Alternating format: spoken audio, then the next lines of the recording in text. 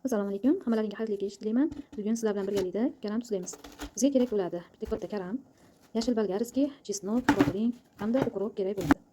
Buning uchun konteyner idishga karamlarimizni maydalab, yarmini solamiz. Hamma o'zini xohishiga qarab to'g'raydi. Men qulay yeyishga osonroq bo'lishi uchun bir yo'li birato'la maydalab to'g'rab oldim. Undan keyin esa bodaring, yashil bolgarskiy ularni ham to'g'rab, birin-ketinlikda ularni ham solamiz. Chesnok, bodaring, yashil bolgarskiy hamda ukrop.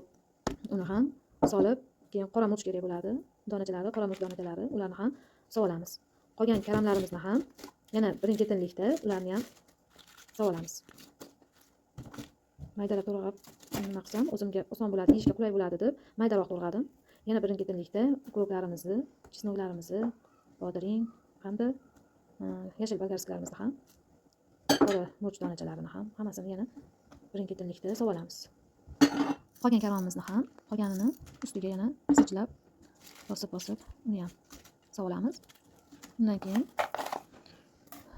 tuz solib, iliqroq suv quyib, tuzi eriguncha aralashtiramiz.